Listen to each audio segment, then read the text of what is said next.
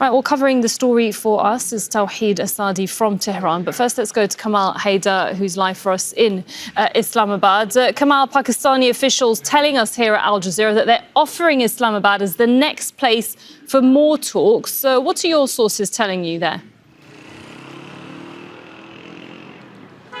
Well, indeed, the first and most important thing that we have to take into consideration is the fact that the ceasefire is holding, which is a good thing. The other thing is that now both the United States and the Iranians are acknowledging that the lines of communication are open. Pakistan had said at the conclusion of the first round here in Islamabad that the lines of communication must remain open. At this time, we can say that while there was no breakthrough in that first meeting, there was no breakdown either. Both sides, of course, one has to understand, have had this animosity for over 4 decades.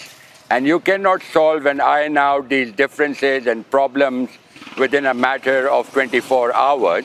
So this is a process, not a one-off, it's a diplomatic process, and it was not an event. Many people here in Islamabad thought that after the United States said that they failed to reach an agreement, was construed that that was the end of the road.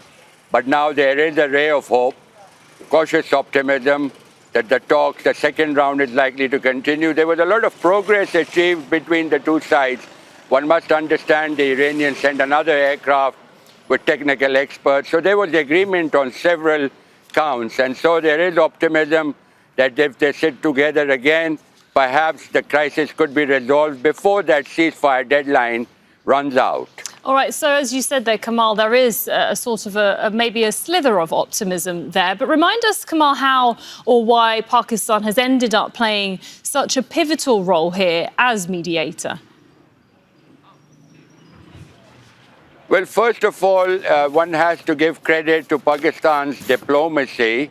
The fact that Pakistan has enjoyed historic religious fraternal relationship with the Iranians, and at the same time are in the good books of the Donald Trump administration, who considers the Pakistani field marshal to be his favorite, and the Pakistani prime minister, who had nominated him for the Nobel Prize, has endeared the Pakistani leadership to the Trump administration. So relations are definitely on an upward improvement trajectory, and that puts Pakistan in a very pivotal position.